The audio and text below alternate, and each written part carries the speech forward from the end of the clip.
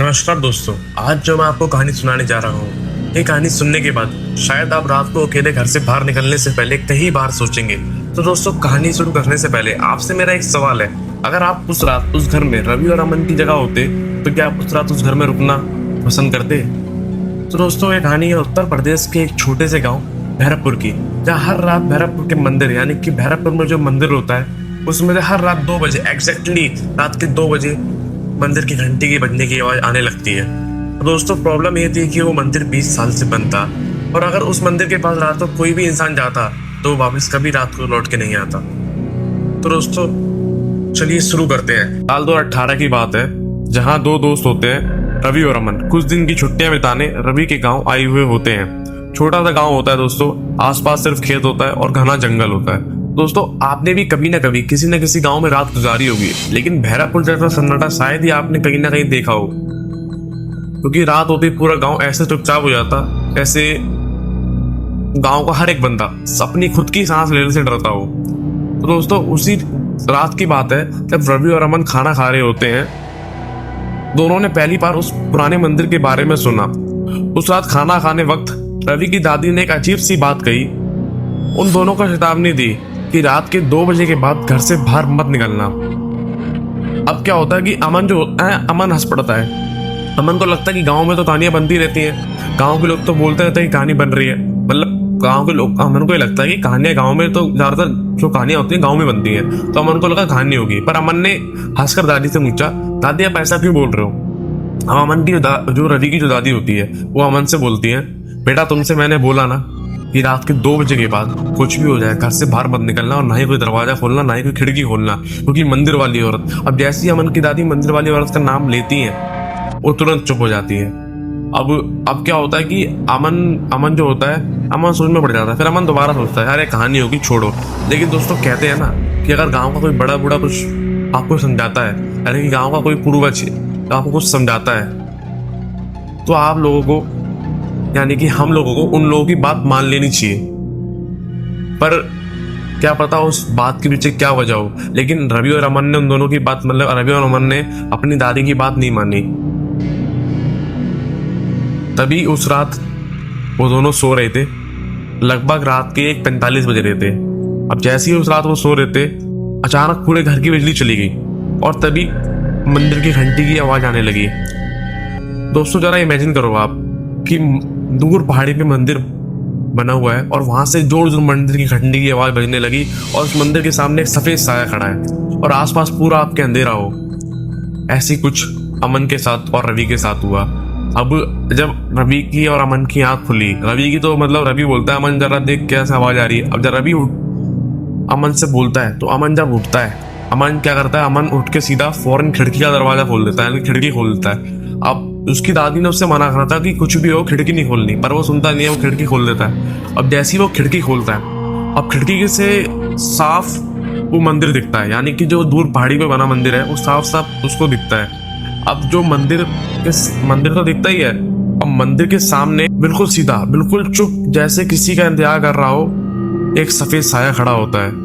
अमन ने तुरंत रवि को बुलाया और रवि ने जैसे ही उस साये को देखा, उसका चेहरा सफेद पड़ गया और उसने खिड़की बंद कर दी और धीरे से कहा, उसने तुझे देख लिया है। अब दोस्तों, कहानी यहीं से और डरावनी होने वाली है। अब जब अमन ने सुना रवि से, अमन को जब रवि ने बोला तो अमन ने रवि से तुरंत पूछा कि भाई किसने देख लिया है? तो रवि ने छूटते बोला, चुपचाप आके लेट जा, किसी ने देखा नहीं देखा, चुपचाप आके लेट जा और कुछ भी हो जाए रात को दरवाजा मत खोलियो या खिड़की मत खोलियो, खिड़की लॉक कर दे। अब अमन उसकी बात मान लेता है, अमन चुपचाप जाके बेड पे लेट जाता है। अब उसके धीरे धीरे ना अमन सोचते सोचते अमन की आंख लग जाती है और रवि तो सो ही गया होता है। पर जब ही रात के 2:15 बज रहे होते हैं, यानी कि कुछ मतलब लगभग आधे घंटे के बाद ही दरवाजे पे नॉक नॉक हुआ, यानी कि दरवाजा, और फिर रवि और अमन की आंख खुली। अमन रवि से कहता है कि भाई आवाज कहाँ से आ रही है? रवि कहता मुझे भी नहीं पता। और फिर एक औरत की आवाज दरवाजा खोलो सुनाई दी। अब क्या होता है कि अमन जो रवि होते हैं वो काफी डर गए होते हैं, वो एक दूसरे की शक्ल देख रहे होते हैं और जैसे ही वो कुछ बोलते इससे पहले पायल की आवाज उनके घर के सामने चारों तरफ ऐसे सुनाई देती है जैसे घर के 4 चक्कर लगा रही हो। अब वो लोग और डर जाते हैं, वो बिल्कुल सफेद पड़ जाते हैं और ढीले पड़ जाते हैं। अब वो क्या करते हैं, चुपचाप धीरे जाके दरवाजे के पास बैठ जाते हैं, दरवाजा पकड़ के, ताकि दरवाजा ना खुले। तभी औरत की आवाज फिर से सुनाई देती है, दरवाजा खोलो। अचानक से औरत की आवाज बंद हो जाती है और अचानक से खिड़की खुल जाती है। अब खिड़की के बाहर एक औरत खड़ी होती है। रवि को दूर से दिखता है और अमन को भी दूर से दिखता है। और औरत ऐसे खड़ी होती है, लंबी औरत, सफेद साए में, खुले बाल और ऐसी कोई चुपचाप हंसी, जैसे उसे पता हो कि घर के अंदर कोई है। अब दोस्तों जैसे जैसे रवि और अमन वहां बैठे बैठे उन लोगों की आंख लग जाती है। अब जैसी सुबह होती है वो ये सारी बातें अपनी दादी को बताता है। अब दादी उससे बोलती है, बेटा मैंने तुम लोगों को मना करा था कि कुछ भी हो जाए ना तो कोई भी ना दरवाजा खोलना ना ही कोई खिड़की खोलना। तो अमन और रवि दादी से माफी मांगते हैं, दादी माफ कर दो हमें। दादी बोलती है, कोई बात नहीं बेटा, आगे से ध्यान रखना, ऐसा मत करना, उन लोगों उसने तुम दोनों को देख लिया है। तो अब क्या होता है कि अमन पूछता है कि दादी अब तो हमें सब पता चल गया, हमने सब देख लिया अपनी आंखों से, अब आप हमें बताते क्यों नहीं क्या है। तो जब भी रवि भी वही सवाल पूछता है अपनी दादी से। तो रवि की जो दादी है उनसे बताती है कि बेटा आज से 20 साल पहले एक औरत होती है जो कि गांव में घूमती रहती है, मतलब पागल औरत होती है। अब पता नहीं उस रात क्या हुआ, भगवान जाने, कि अचानक से वो मंदिर के पास जाती है और उस रात मंदिर में फांसी लगा लेती है। अब पता नहीं दोस्तों वो फांसी होती है या उसका मर्डर होता है।